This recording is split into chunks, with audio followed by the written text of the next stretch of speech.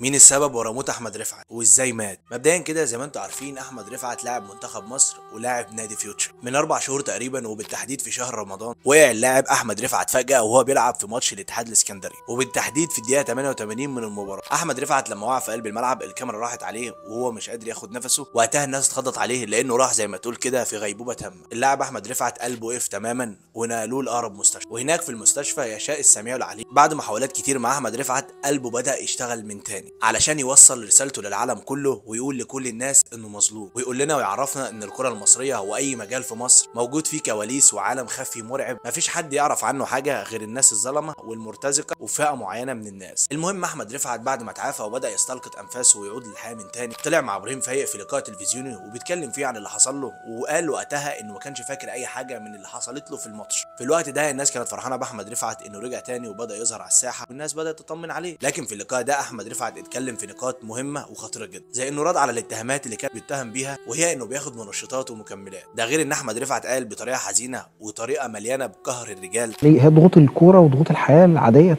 توصلك لدرجه ان ضغوط انت الكوره وضغوط الحياه العاديه احنا كلنا متعودين عليها. أمال ولو إيه؟ انا جيت قلت لك ان انا اللي حصل لي ده بسبب ضغوط الكوره بقول لك اي كلام. اللي حصل معايا ما حصلش مع مش مع لعيب، مع بني ادم. وهي انه اتعرض لضغوطات ما يتحملهاش اي بشر عادي. ده غير انه نوه في كلامه وقال ان السبب ورا كل اللي حصل له ده واحد مسؤول كبير في البلد. للاسف الناس دي ناس مسؤوله في البلد، ودي حاجه يعني ما تطمنش ان شخص يبقى مسؤول في البلد وما يبقاش حريص على مسؤول في مصلحه الكورة؟ البلد. مسؤول في الكورة؟ في الكوره ومسؤول في البلد، يعني ناس مسؤوله في البلد. علامات استفهام كتير حطها احمد رفعت وملهاش اي اجابه، كله عمال يتكلم ويقول لكن مفيش حد يعرف الحقيقه. طيب هنرجع لسؤالنا برضو، مين هو السبب الحقيقي ورا موت احمد رفعت؟ والاعمار بيد الله وكل حاجه، والموت بتاع ربنا، لكن كل حاجه ولها سبب. ناس كتيره وصفحات كتيره قالت لك سبب الضغوطات اللي اتحط فيها احمد رفعت اللي ادت لموته هو الكابتن احمد شوبير. هتيجي تبص لها من الناحيه الثانيه، الكابتن احمد شوبير في وقت ما كان بيموت احمد رفعت كان دايما بينزل بوستات دعم لاحمد رفعت. ده غير كمان لما مات احمد رفعت كابتن احمد شوبير فضل ينزل على الصفحه بتاعته ربنا يصبر اهله وحاجات زي اللي انتوا عارفينها. في الوقت ده كل الناس قالت لك في الكومنتات يقتلوا القتيل ويمشوا في جنازته. طيب نقطه احمد شوبير واحنا عارفين، لكن بقى احمد دياب، انا واحد من الناس وناس كتير ما كانتش تعرف احمد دياب. احمد دياب ده هو كان في فتره من فترات كان هو رئيس نادي فيوتشر. في الغالب ناس كتير ما كانتش تعرف مين هو احمد دياب غير بعد الحادثه بتاعه احمد رفعت. يظهر لك واحد ويقول لك ضميري فضل يأنبني وما كانش بيجي لي نوم وما كانش هيجي لي نوم لما كنتش عملت الموقف ده، وهو انه يظهر في لقاء مع ابراهيم فايق. الراجل ده وهو نادر شوقي، تمام، نادر شوقي يظهر لك وقال لك انا ما بخافش من حد وكده. طب انت ما بتخافش من حد، ما ذكرتش اسماء في الموضوع ليه وخلصت الناس؟ والمفروض ان هو ظاهر معاه علشان خاطر يرفع ايده من الموضوع ويرضي ضميره. شفنا دموع الحسره والندم وتأنيب الضمير من نادر شوقي في برنامج ابراهيم فايق، لكن برضه من وجهه نظري انا لسه شايف ان الموضوع غامض، مسؤولين